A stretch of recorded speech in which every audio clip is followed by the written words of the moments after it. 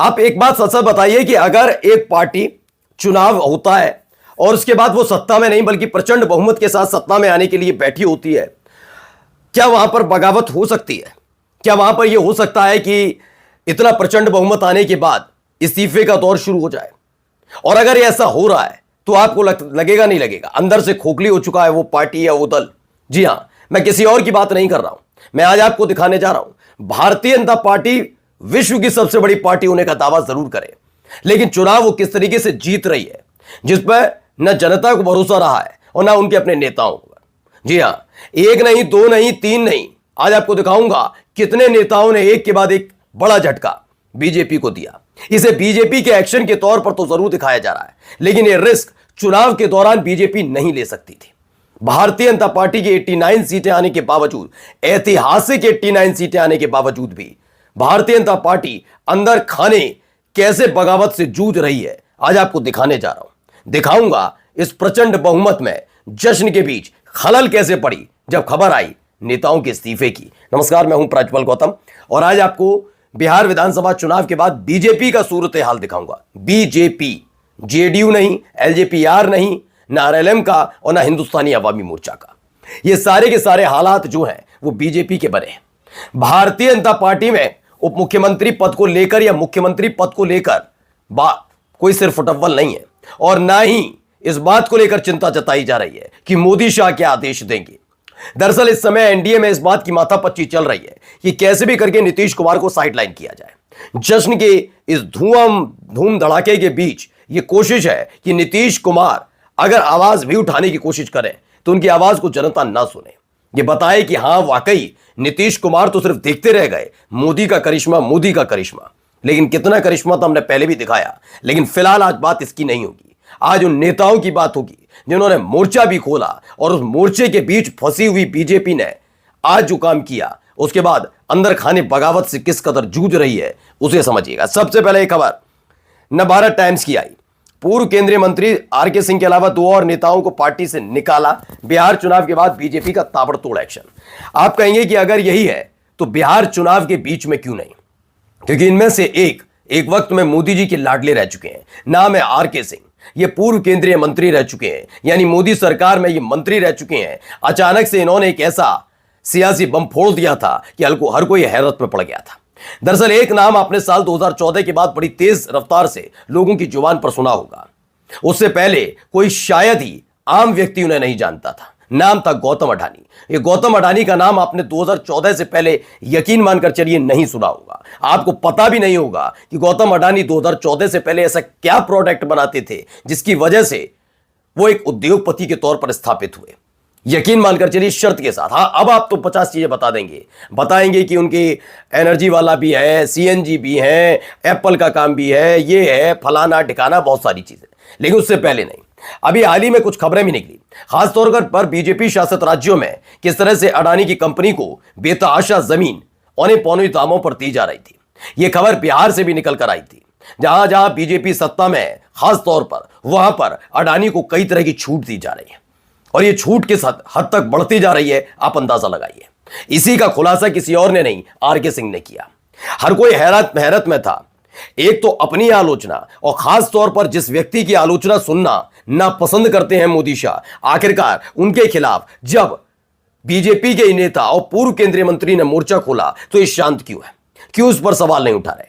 दरअसल वो जानते थे कि अगर इस वक्त दौर में जब चुनाव चल रहा है, सरगर्मियां तेज है, आरके सिंह के खिलाफ कार्रवाई की तो वो विपक्षी पार्टी के पास जा सकते हैं और वहां बैठकर अगर उन्होंने कोई खुलासा किया, अंदर खाने की खबरें निकाली तो उसका सीधा इंपैक्ट चुनाव पर पड़ेगा।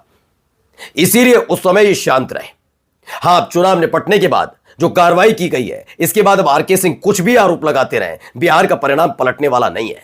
यह इनकी रीति थी। रिस्क उस वक्त था, अब नहीं है।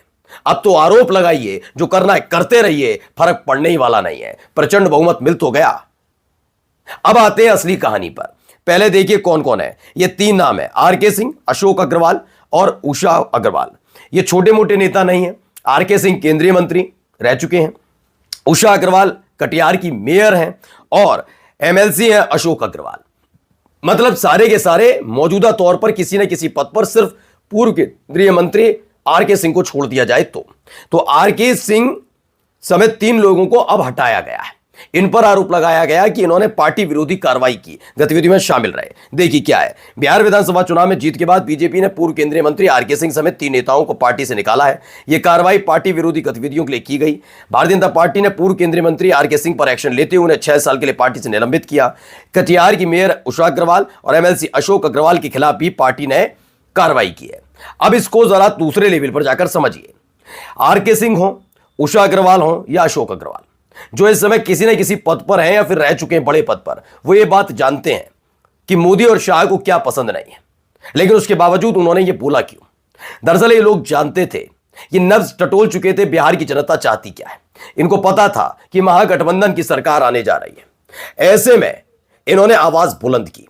इसको चाहे पार्टी विरोध माना जाए, जो भी कहा जाए, लेकिन पार्टी विरोध की आवाज इन्होंने उठाई पार्टी में रहकर। इन्हें पूरी तरीके से पता था, वरना ये कोई कच्चे खिलाड़ी नहीं है। एक मेयर है, एक मौजूदा एमएलसी यानी विधायक हैं, एक पूर्व केंद्रीय मंत्री रह चुके हैं। वो इतना तो समझ ही गए हैं कि 11 साल सत्ता में रहने वाली बीजेपी, खासतौर पर मोदी शाह वाली बीजेपी, अपनी आलोचनाएं नहीं सुनती। अगर विपक्षी पार्टी वाला करे तो क्या होता है सबको पता है। अगर एनडीए के सहयोगी दल में से कोई करे तो क्या होता है, और अपनी ही पार्टी का कोई नेता करता है तो उसका क्या होता है। मुझे एग्जाम्पल देने की वैसे जरूरत नहीं, लेकिन नाम गिरा देता हूं। जगदीप धनखड़ से लेकर सतपाल मलिक, सबको देखा गया। उनका आखिरी अवसान राजनीतिक तौर से कैसे हुआ ये सबने देखा। अब अंदाजा लगाइए, इतना होने के बावजूद, इस समझ होने के बावजूद इन 3 लोगों ने मोर्चा पार्टी के खिलाफ क्यों खोला था? क्योंकि इनको पता था इस बार एनडीए की वापसी नहीं होने जा रही है। लेकिन उसके बावजूद प्रचंड बहुमत आ जाना, अब अंदाजा लगाइए इतने कच्चे खिलाड़ी कोई कैसे हो सकते। आइए अगली खबर देखिए। बीजेपी ने पूर्व केंद्रीय मंत्री आरके सिंह समेत 3 दिग्गजों को पार्टी से निकाला। इन्होंने अलग खबर बताई है। यह खबर क्या है? खबर है बीजेपी ने पूर्व केंद्रीय मंत्री आरके सिंह को, पूर्व विधायक रामेश्वर चौरसिया को और पूर्व विधान पार्षद अनिल कुमार को पार्टी विरोधी गतिविधियों के चलते निकाल दिया है। यहां पर भी एक खबर निकल कर आई कि यहां पर भी 3 लोगों को निकाल दिया गया। ये 3 लोग अलग हैं, मतलब कुल मिलाकर 5 लोगों को निकाल दिया गया है। यह खबर निकल कर आ रही है, यानी एक के बाद एक अब यह कार्रवाई हो रही है। लेकिन कार्रवाई के बीच यह आवाज उठना यह बताता है कि कहीं ना कहीं इन लोगों को पता था कि महागठबंधन की जीत हो रही है। जैसा कि ओम प्रकाश राजभर ने भी कहा, वो बात हो सकता है कि वो उस इकोसिस्टम का हिस्सा ना हो, जिस इकोसिस्टम को पहले से ही पता था कि चाहे विपक्षी कुछ कर ले या जनता कुछ कर ले, वोट कास्ट करके चाहे कुछ भी करे, लेकिन जीत तो बीजेपी की होगी। शायद उस इकोसिस्टम का यह हिस्सा नहीं रहे। यही वजह है कि इन्होंने जनता के जनादेश से आने से पहले उनकी गुस्से को जनादेश समझ लिया था। ये समझ नहीं पाए कि जनता का जनादेश कुछ भी हो सकता है, जनादेश जनता कुछ भी दे। लेकिन इधर भी एक खेल चल रहा है, और वो खेल छोटा मोटा खेल नहीं है, वो बड़े लंबे स्तर पर खेला जा रहा है। नमस्कार।